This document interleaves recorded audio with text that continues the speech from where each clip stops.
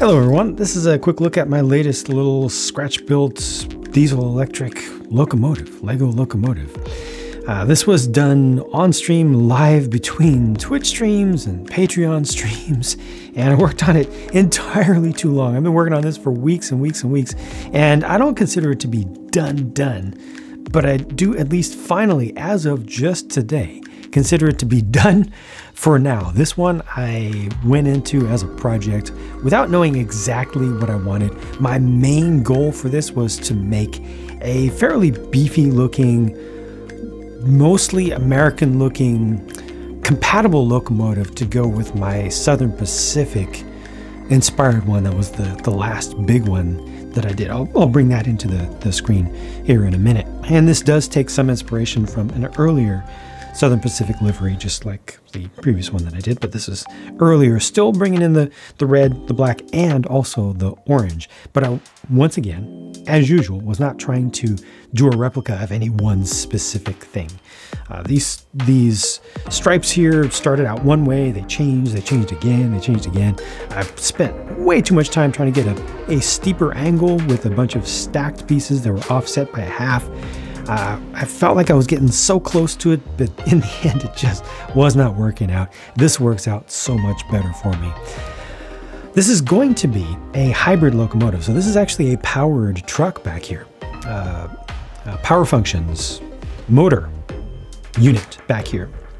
Did you notice the 9-volt? Yeah, I have a mosquito bite, so you're gonna see that. 9-volt, you'll notice the 9-volt wheels up here. I'm gonna take the motor out of one of these, not necessarily this particular unit right here, but as the 9-volt motors get old, they start to lose performance. And it's difficult to get direct replacement or to adapt replacement motors into those to revitalize them. And upgrading the motors, the internals, and changing out the brushes, and turning the combs and stuff, it's just ridiculous.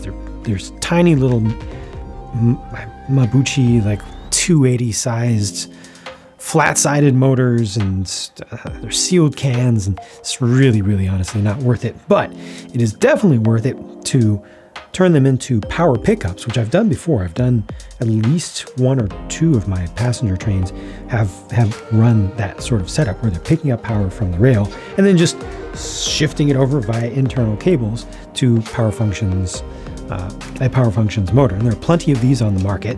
I have some, I'll be getting more of them. They're more powerful than the 9-volts ever were, and they have better tires as well, so they have better traction. Directly over this truck right here, I have, or bogie, I have one of those weights, the Lego sealed 2x8x3 weight brick or something like that, that's been used in some locomotives and some ships in the past. So this has a good amount of normal force coming down on the tires there. And well, yeah, again, I went back and forth so many times on so many fundamental design decisions for this, and ultimately by the end I was going for something that would have a pretty stubby nose, a different look from any of my other current locomotives, and still kind of feel like it would be at home on an American style, or at least North American styled main railway. And I think it looks pretty decent. I'm not 100% satisfied with the front of the cab area here, so we can get in a little bit, just a little bit closer. These are lit up, so there are actual lights behind this. So when it's powered, there will be lights coming out from these main lights. Nothing down here yet. I'm not sure if there's going to be any light going into this. I think I left it open a little bit, so a little bit of light might spill over. These are actually lightsaber blades here, the short red lightsaber blades. I wanted to have just a little suggestion of some lenses there, and I like that texture, I like that shape. But ultimately, this area to me looks a little bit boring. It feels like it needs something else. Maybe if I eventually add a handrail on this side for people, getting up to the deck, that might help a little bit. But I just couldn't figure out anything as of today, and I really wanted to finish it, or consider it to be done for now as of today. I couldn't figure out anything that I really was happy with design-wise here. So I'll continue to think about that in the future, just like I do for all of my custom creations. I never consider any of them to be done for good. You know, I'm always willing to change things in the future based on my own personal desires. You know, I never take requests or suggestions for stuff in my city, but over time, you know, something may come up that will inspire me. Just looking at it one day, I'll be like, oh, I know exactly what I want to put there. But I like this area back here. I like the rear end a lot better than the front, honestly. The shaping here, the access doors. I used these little garbage cans there just to get a little extra texture in that space, just a little bit. And then on top of the radiator fans, I had to do something different. I wanted to make them a little bit bigger than usual because, like, this is normal size for Lego city style, you know, six wide trains, especially with the 4 wide main body, main hood. This is pretty standard for an exit fan, and I just wanted something a little bit more substantial than that. Should I have come up with something that was a little bit thicker than this or for the surround around the edges of this? Yes, but the problem is that these wheels here, these old formerly wood spoke metal tired old style carriage wheels, redone in the gunmetal gray here, are wider than 4 studs. They're just a little bit wider than 4 studs, so something wouldn't fit along the side here properly. I wish that I could have added a lip, a nice 1 stud thick lip around the edges. It just physically won't fit. Maybe in the future I'll figure out something else. Again, not looking for or ever asking for specific recommendations on how to do the hobby myself, but it's something that I will be on the lookout for in the future in terms of just inspiration that, you know, would come spontaneously at some point perhaps. But at least for now, like, I like this shape. I did a number of different iterations to figure out exactly how much space to have around there. So again, it's a little bit plain, but I definitely like that shape, and I like how things come down to here as well. So pretty happy with that. I think I'm okay with the level of detail along the roof. Could have used maybe a little bit more, but it doesn't need a whole lot. The front gets muddy a little bit, I think, shape-wise, and also might mix eras a little bit. This is designed to come off, so I can eventually put a minifigure in there, standing up fairly easily. Oh yeah, that's the other thing. I really wanted to have this look, the kind of furrowed brow look. That was just something that came to me, I think it was on the first day while I was building this live. I think it was on Twitch. The idea came to me to have a furrowed brow look, because without that, you know, this thing looks, it looks kind of happy. You know, it almost looks like a happy pug puppy or something like that. And these are the ears on the side, and it just doesn't look strong enough. I want it to look, you know, you anthropomorphize it. I want it to look more powerful and more self-confident, and like it's coming through, you know. So bringing this down provides that. I think, you know, it's not too much. It also acts as a sun visor for a little bit of realism. Don't like having this thick row of studs here, just ultimately the whole thickness of this, but overall it definitely makes this look better from a distance and from most normal angles, because most of the time you're not going to be looking at anything like this. The steps, yeah, that was the last thing that I did. Not 100% happy with that, especially the fact that it doesn't match what's going on back here. But this is a completely custom chassis, and I needed to have a ton of space. This chassis, oh my goodness. Oh, it was not easy to build. It's fully custom, and it has to have so many open spaces. I don't know if you can see any of it here. So many open hollows in order to leave enough room for the cables and for the cable ends, for the adapters to fit in there and to be able to swing back and forth without catching up.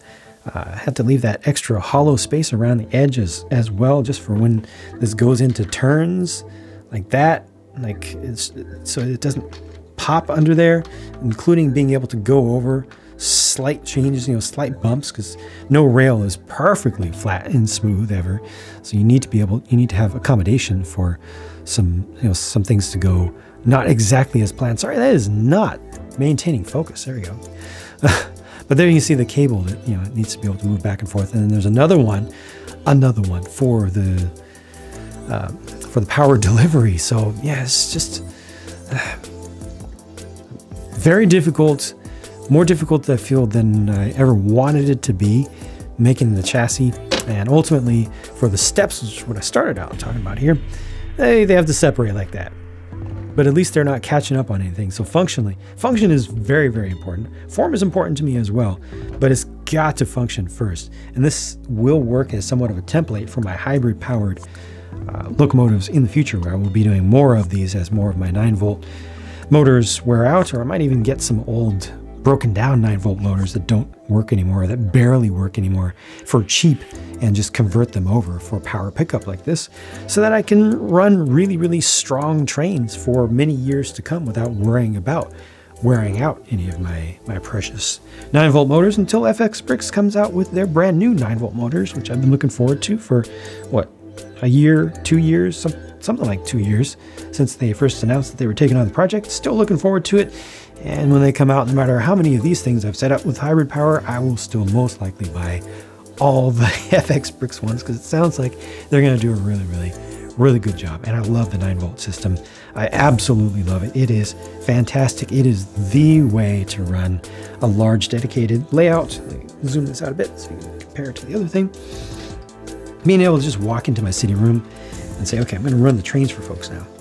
And I just turn it on.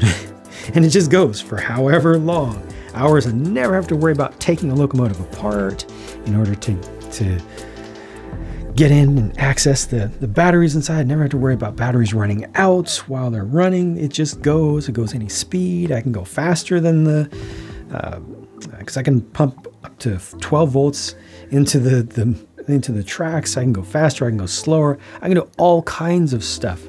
So 9-volt is the way, as it always has been since I started my city. My city literally started with 2 loops. Was it 2 or 1? I think it started out as 1, then quickly became 2 of 9-volt track. I love this stuff. I love the power system. So this is like the cousin. Obviously, they're not based on the same model at all in universe, you know, but these are intended to be able to lash up to each other. My locomotives previously have not been quite this heavy duty looking, and I think I'm going to actually lower the radiators back here by a single plate. Right now they're sticking up a half a plate above the next level of flat on the roof, front and back, forward and rearward of where that whole assembly is. I think I'll bring those down just a little bit to reduce the height there, because this thing is short. You know, if it was realistically scaled, it would probably be about 25% to 30% longer to have bogies this large and to be this tall and everything. But at least this new locomotive now looks like it could be of the same class, although it does have just the 2-axle trucks or bogies. I'm fine with that. 3 axles don't work very well. They're a pain, but I can do this. I can do this, and I can be happy with that. Yes, might switch them more frequently, but yeah, I can be happy with that. I can accept that. Probably wish there was a little bit less gap between these right here. Also, still don't like that front fence, but until I come up with a better design, I'm just gonna leave it alone for now. Maybe I should just switch this top bar to black. You know, just commit to the black a little bit more. I'm also eventually gonna take out this sticker over here. It just seemed like that sticker needed to be there, but the more I look at it, the more it makes the thing look like it's trying to be a CN rail locomotive, and I don't want that. I want it to represent Southern Pacific, the final livery of Southern Pacific before the Union Pacific buyout merger thing. But yeah, there we go. That's the stuff. Yeah, heavy duty. I like it. And this will totally work, because just a single one of these power functions motors will be able to pull this heavy locomotive and a whole train behind it. They're great.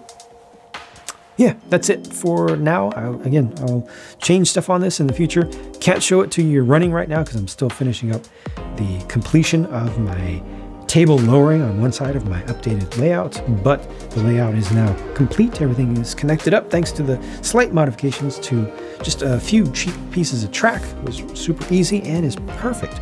So I hope to be able to show you this running very soon, but for now, that's that. Continue working, bring you more videos, and talk to you again soon. Bye for now.